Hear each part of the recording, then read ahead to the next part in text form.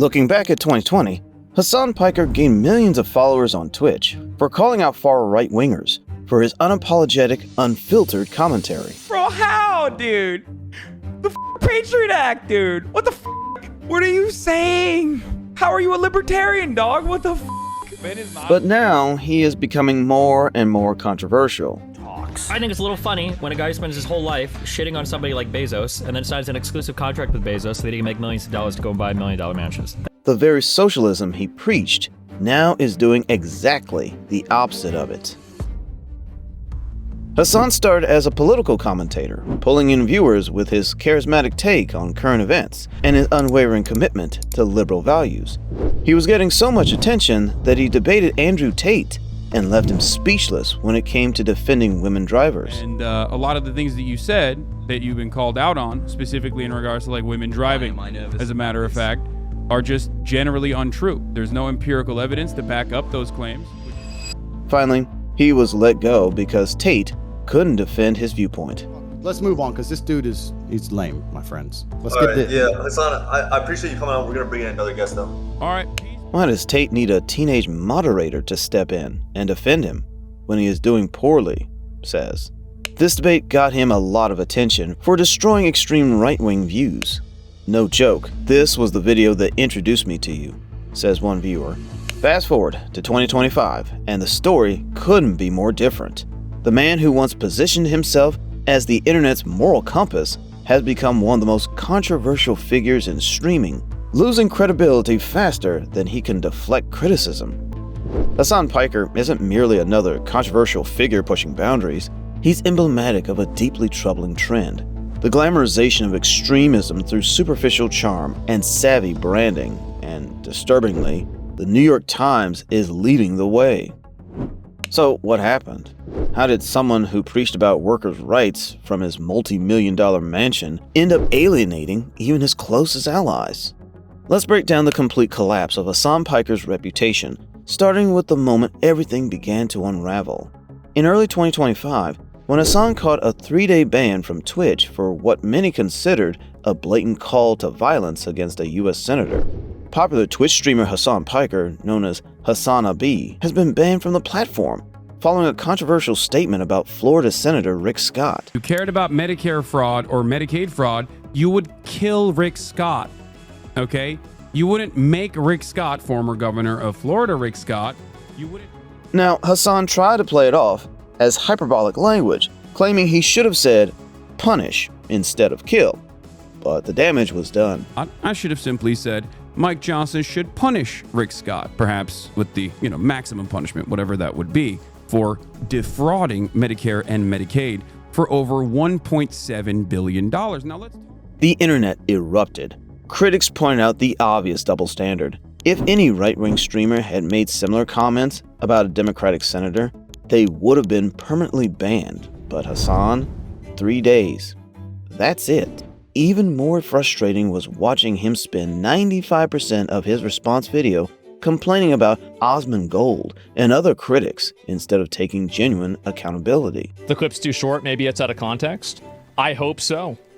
I definitely do. Hopefully it's out of context. How are you gonna... Now, once he said this, does Osmond Gold go back and seek out the context? No, he doesn't.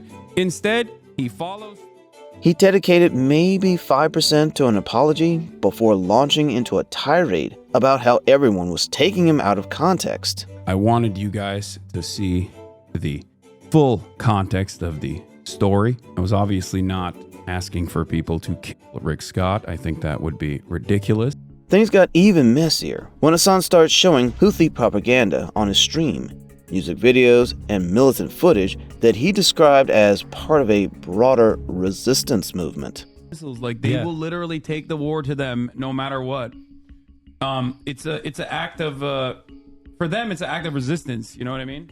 Not to mention, he openly said he liked what they were doing and admitted he didn't have an issue with Hezbollah either, even telling a friend that the group was pretty successful. Hezbollah is a paramilitary organization that is also a part of the Lebanese parliament. Do we like them or no?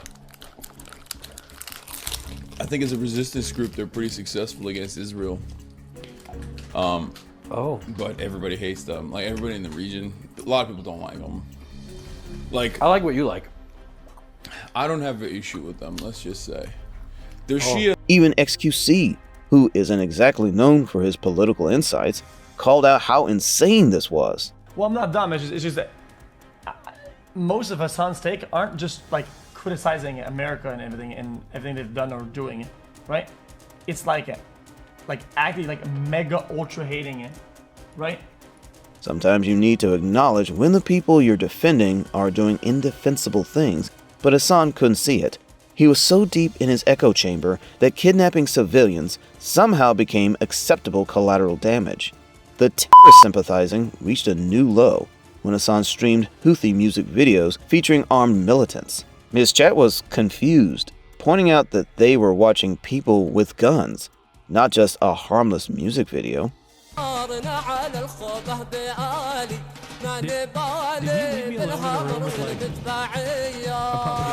But Hasan pressed on, completely unbothered by the optics of promoting content from a group that actively targets civilian infrastructure and holds innocent workers hostage. Someone has told you someone else is a fucking terrorist doesn't mean that they actually are. In many instances, maybe they've not even done any harm to others whatsoever, like the random Yemeni teenager, who I did think was Houthi initially because I don't fucking care. I would interview someone from the Ansar Allah movement. Critics started wondering if Hasan was actually going to face legal consequences. There were discussions about whether he was violating anti-terrorism laws by providing material support to designated terror organizations. Twitch's favorite son playing propaganda casually. Hasan himself seemed worried, mentioning on stream that he might literally be going to jail. With anti-Semitism. Let's go. I am sorry. After October 7th, this is not about criticism of Israel or the Israeli let's government. go. I think I'm going to go to jail, by the way. That's like, okay. This might actually cause me to go to jail, low-key, but high-key. Genocidal slogan. Of course, nothing came of it. His wealthy background and resources meant he was never in real danger, but the fact that he was even skirting that line showed how far he had fallen from his original image as a principled progressive voice. His very, very wealthy family will protect him as always. America would be 1,000% better if he wasn't here. He materially harms young people with his anti-Semitic and anti-American propaganda. Throughout all of this, Twitch remained silent. Reports emerged that users were getting error messages when trying to report Hasan's streams. Some speculated that Twitch had quietly protected his account from mass reporting. While this might have been a technical glitch that was eventually fixed, it fed into the larger narrative that Hasan was operating under different rules than everyone else on the platform. The situation escalated dramatically when Ethan Klein, who had been Hasan's close friend and co-host of the Leftovers podcast, finally had enough. In what became known as the content nuke, Ethan re-released a comprehensive video exposing years of Hasan's hypocrisy, manipulation, and cult-like behavior toward his community. We were doing our regular show, and for the first time I noticed an inordinate amount of radical, hardcore leftists. I mean, I thought we were social democrats, not whatever this was. The video was brutal. Ethan didn't just rant or throw around baseless accusations, he came with receipts. Clip after clip showed Hasan supporting extremism blatantly, even if it involves rape and killing. Matter if fucking rape happened on October 7th. Like, that doesn't change the dynamic for me even this much. So that's the other part of this problem that many people that can't contend with. Like, the Palestinian resistance is not perfect. They're not like... The video highlighted how Hasan had built an environment where dissent was immediately punished, where his moderators banned anyone who questioned his takes. Take Frogan, for example, who was banning people on Hasan's stream and said something disturbing like this. U.S. military? Boo who? I hope you get PTSD. Oh my god, I want my Camaro, no student loans. Fuck you. I hope you get PTSD. And I hope you get no health insurance when you get back. What made the content nuke so devastating wasn't just the information, it was who it came from. Ethan had been Hasan's ally. They had worked together for years. This was someone who had been behind the curtain and decided he couldn't stay silent anymore. Hasan's response was predictable. Instead of addressing the specific claims in the video, he challenged Ethan to a live debate, fully convinced he was going to destroy him in front of hundreds of thousands of viewers. Ethan Klein, if you want to have a conversation with me, I am available. I can talk to you about any number of different political disagreements that we have, except this time, I'm not going to be nice to you. I'm not going to treat you with kitty gloves. I'm not going to talk to you like you're a special boy who deserves my special attention. For months, Hasan had been dodging the content nuke, refusing to watch it on stream, but now he was ready to face Ethan directly, certain that his rhetorical skills would win the day. The debate happened on May 2nd, 2025, and it was an absolute disaster for Hasan. What should have been a moment of vindication turned into a public humiliation. Ethan came prepared with specific questions and evidence. Appropriate to accuse any Jewish person you disagree with of working with the ADL? No. Here, for example, is someone using it anti-Semitically. Saying that, Ethan. Whoa! Answer the question. Again. What you're dodging? I'm not iDubbbz. But you can't make value judgments suddenly on your friends who you've spent all this time defending. No. Hasan came with deflection, interruption, and mockery. Every time Ethan raised a valid point, Hasan tried to change the subject or attack Ethan personally instead of addressing the substance of the criticism. Do you? I mean, all governments lie. I'm not going to defend Israel. I agree. You said, I agree. You said, but Israel, there's Israel women that come out and said, right? I was raped. What? There are women on the record, on video, saying I was raped. Like you're saying, you're saying there are multiple women that are on the record saying I was raped. The comment sections during and after the debate told the story. Even longtime Hasan supporters were admitting how insufferable he was. The amount of times Ethan asked a question and Hasan answers a question that wasn't asked is crazy. Hasan pretending like he doesn't understand what's going on is amazing.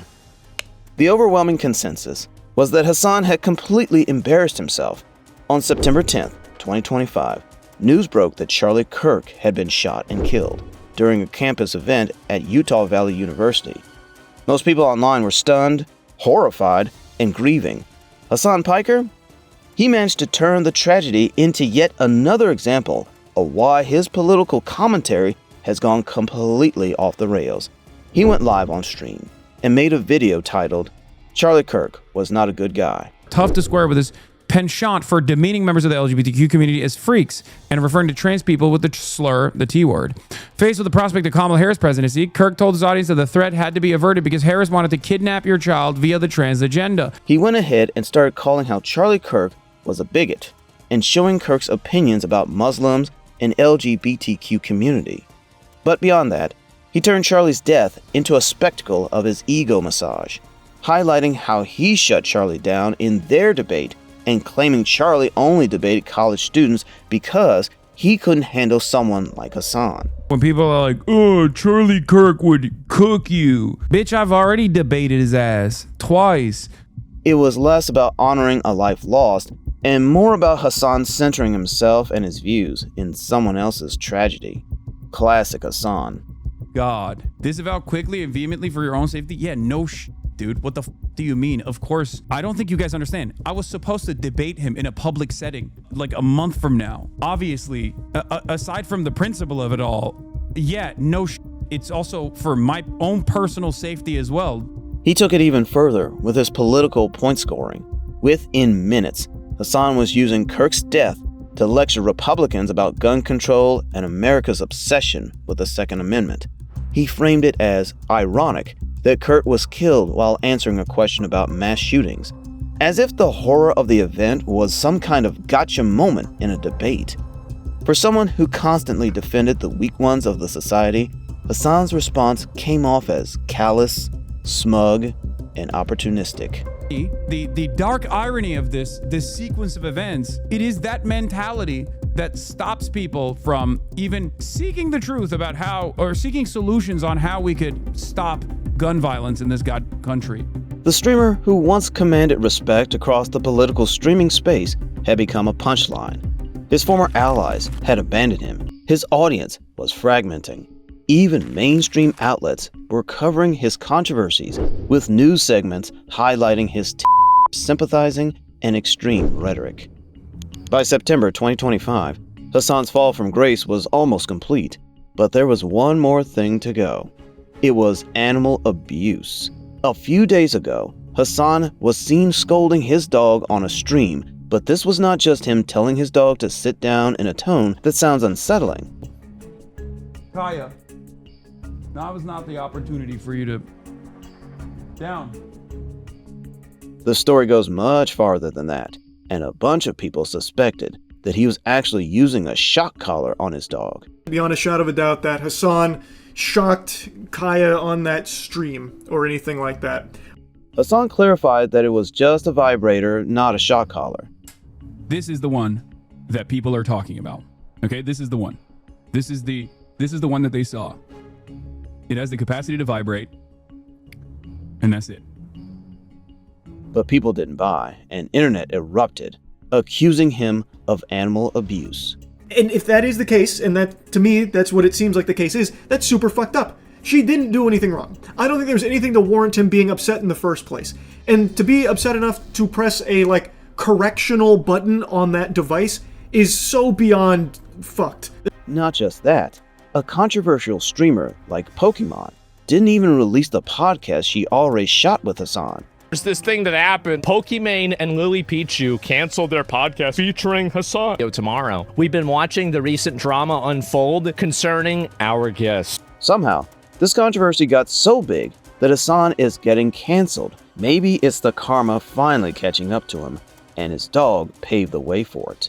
Hasan has always been in controversies, but it seems he's been digging a hole for himself from being a hypocrite to bringing on his streams and continuously defending Hamas, as if they are some saintly group working for the salvation of humanity. But the saddest part, the hole he dug has become so big that it might not be possible for him to get out of it this time.